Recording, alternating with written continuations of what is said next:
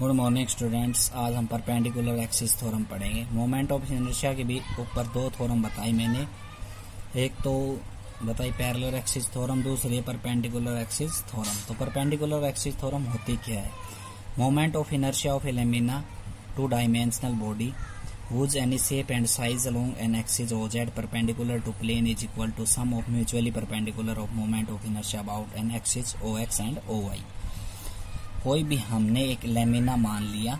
Lamina मतलब कि कोई भी एक बॉडी है जिसकी जो है टू डायमेंशनल बॉडी है वो, ठीक, उसकी शेप और साइज कुछ भी हो सकती है।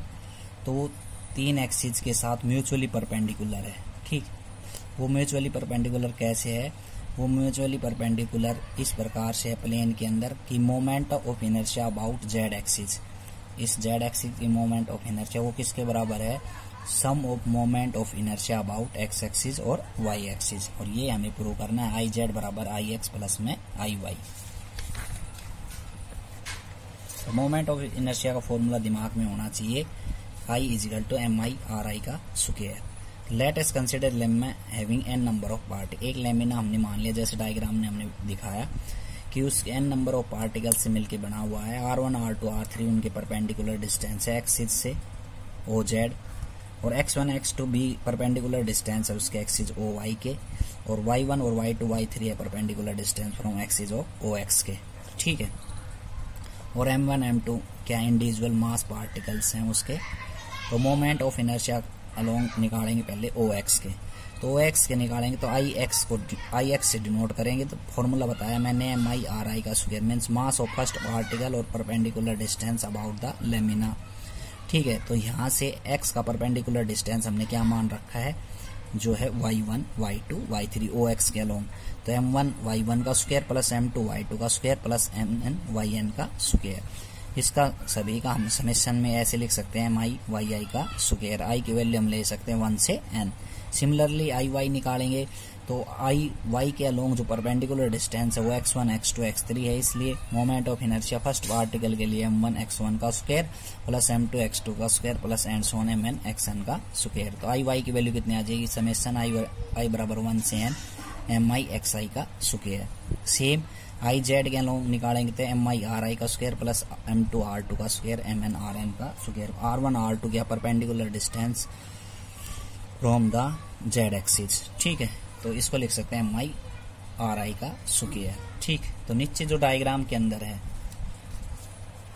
वो क्या चीज है, देखो ये डायग्राम आपको दिखाई दे रहा है। तो इसका रिजल्टेंट RI दे रहा है, तो RI का स्क्वायर किसके बराबर है? XI प्लस YI का स्क्वायर के सम के बराबर।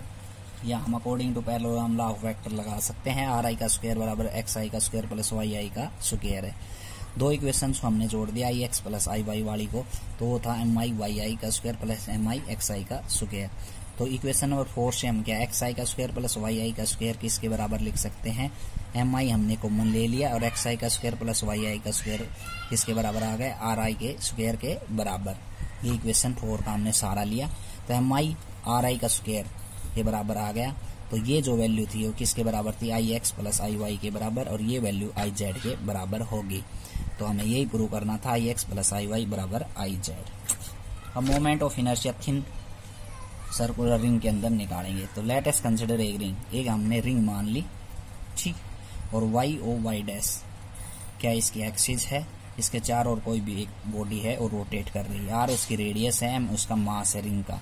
तो एंगल क्या होता है? R upon radius. तो R अपॉन रेडियस से क्या निकालें? DX अपॉन में R। तो DX की वैल्यू कितनी आ गई? DX upon R D theta, ठीक। कोई भी हमने एक स्मॉल एलिमेंट इस रिंग के ऊपर मान लिया जिसका डिस्टेंस कितना DX, और वो D थीटा एंगल के ऊपर है सेंटर से। तो DX किसके बराबर है? R D थीटा के बराबर। लेकिन इसमें जो यूज होगा वो क्या होगा, देखो मास पर यूनिट लेंथ निकालेंगे। तो मास पर यूनिट लेंथ का मतलब मास अपॉन में लेंथ, और मास अपॉन में लेंथ रिंग की क्या आएगी? तो मास तो हो गया M और लेंथ हो गई पूरी सरकमफेरेंस। तो सरकमफेरेंस किसके बराबर होता है? 2πr के बराबर। Equation first. अब हमने उसी रिंग के ऊपर जो डायग्राम में दिखाया एक स्मॉल एलिमेंट मान लिया DX सर्कुलर रिंग के ऊपर। तो उस एलिमेंट का मास कितना होगा? स्मॉल मास होगा। और स्मॉल मास किसके बराबर होगा? वो होगा लैम्डा डी एक्स के बराबर, ठीक है। लैम्डा डी एक्स के बराबर कैसा हो, मास पर यूनिट लेंथ, ठीक। तो डीएम जो मास होगा वो लैम्डा आर डी थीटा के बराबर, कैसे, क्योंकि डी एक्स की वैल्यू हमने निकाल ली आर्क अपॉन रेडियस से, और जो समान लेंथ मानी उसको हमने किससे डिनोट किया, लैम्डा से, ठीक है।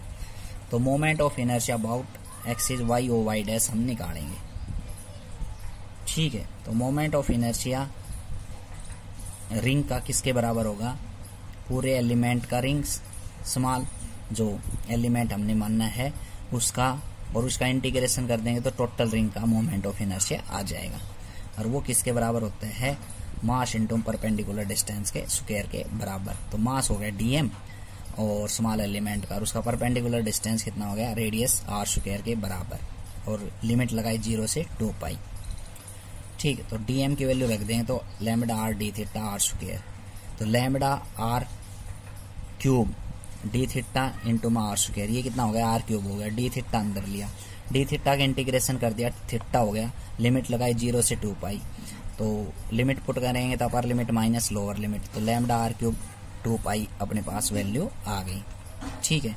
तो आई रिंग की वैल्यू आ गई, तो ये जो है lambda R cube into 2 pi, तो m इंटू में R cube into 2 pi upon 2 pi R, इसमें हमने जो ए इक्वेशन मान रखी है m अपॉन में 2 पाई आर, ये किसके बराबर है, मास पर यूनिट लेंथ के बराबर, मीन्स लैम्डा से डिनोट कर रखा है इसको, मास पर यूनिट लेंथ को लैम्डा से डिनोट कर रखा है। तो लैम्डा की वैल्यू रख देंगे m अपॉन 2 पाई आर, तो 2 पाई से 2 पाई कैंसिल, अपने पास आई रिंग आ गया एम आर का स्क्वायर, ठीक है। अब इसके स्पेशल केस है रिंग्स के, वो कल पढ़ाएंगे, ठीक। आज के लिए इतना ही, थैंक यू।